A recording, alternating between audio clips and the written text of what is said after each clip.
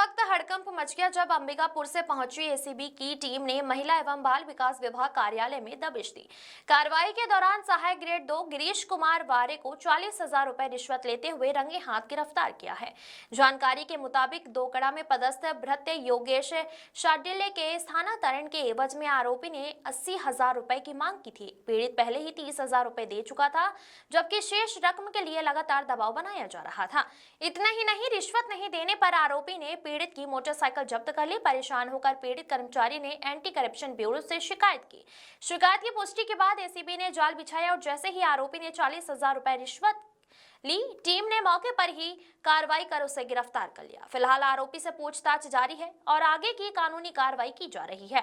इस कार्रवाई ने एक बार फिर सरकारी दफ्तरों में फैले भ्रष्टाचार की पोल खोल कर रख दी है। दीपक वर्मा की रिपोर्ट। सर, ये हुआ कि मैं जून महीने में ट्रांसफ़र के लिए अप्लाई किया था। जब बैन खुला था तो अप्लाई किया, उसके बाद जो है यहाँ किया, तो फिर यहाँ से मेरा जुलाई में ट्रांसफ़र हो गया दोकड़ा से लोदाम परियोजना में। तो फिर जब आदेश आ गया, उस आदेश आने के बाद फिर मेरे को यहाँ के जो जिला कार्यक्रम अधिकारी के बाबू हैं गिरीश वारे, उनके द्वारा फिर 80,000 रुपये मुझसे मांगा गया कि आप का हो गया है तो आप इतना 80,000 रुपये दो।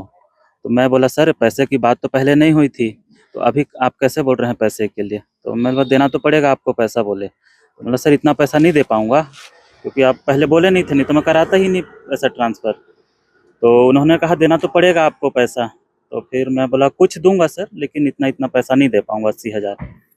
तो फिर एक दिन मैं आया था यहाँ पिछले महीने दिसंबर के 10 तारीख को ऑफिस की जानकारी लेके। तो फिर मेरी बाइक में आया था मैं, तो बाइक को मेरी जब्त कर लिए। फिर मैं बोला सर ऐसे मत करिए, मेरी बाइक मत लीजिए, क्योंकि ड्यूटी आने जाने मेरे को परेशानी होगा। तो उन्होंने कहा कि फिर तुम पैसे देना, उसके बाद ही गाड़ी ले जाना। मैं रिक्वेस्ट बहुत किया, तो अब शब्दों का प्रयोग किए मेरे ऊपर। तो फिर भी मैं बोला सर कि ऐसे मत करिए, मत लीजिए मेरी गाड़ी, मेरे को बहुत परेशानी होगा ड्यूटी के लिए। तो फिर नहीं दूंगा करके लगभग 5:30 बजे के समय की बात है, तो ले गए मेरे से गाड़ी। फिर मैं यहाँ से बस में गया। फिर उसके बाद 11 तारीख को मैं फिर आया था, तो मैं फिर इनको बोला कि सर गाड़ी दे दीजिए, मेरे को ड्यूटी के लिए बहुत परेशानी हो रहा है। तो फिर वही बात बोले कि जब तक तुम पैसे नहीं दोगे तब तक तुमको गाड़ी नहीं दूंगा, जब पैसे लेके आओगे तभी गाड़ी ले जाना।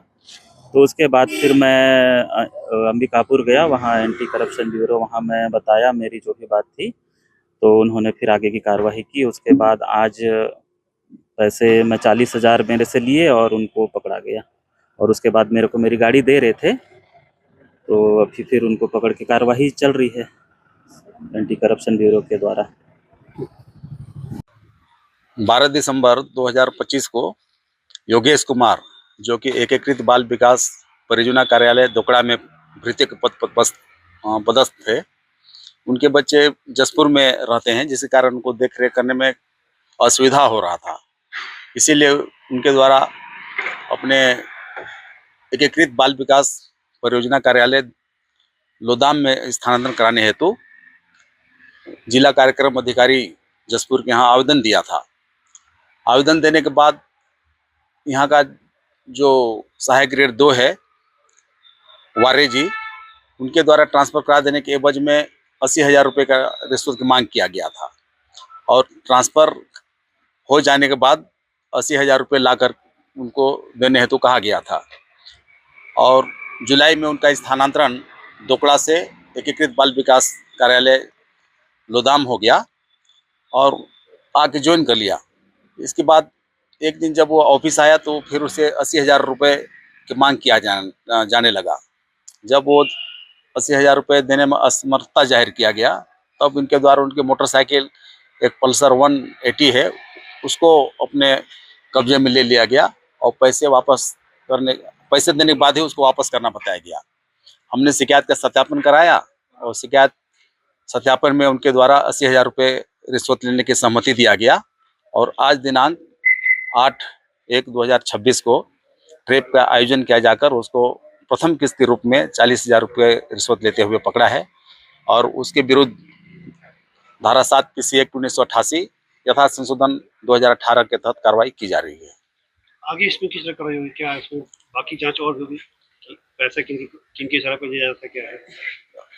हाँ, उसमें जांच की जा रही है। अभी तो अभी तो उसमें पीसी एक्ट तहत कार्रवाई की जा रही है, पूछताछ करेंगे, जो आगे जैसे परिस्थिति होता है वैसी कार्रवाई की जाएगी उसमें। कोर्ट में क्या पेश करेंगे?